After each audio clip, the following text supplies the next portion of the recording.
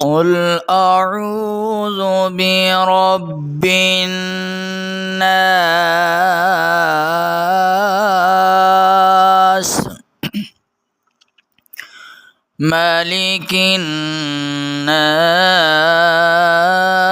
الناس إله الناس من شر الوسواس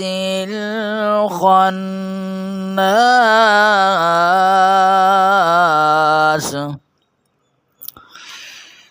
الذي يوسوس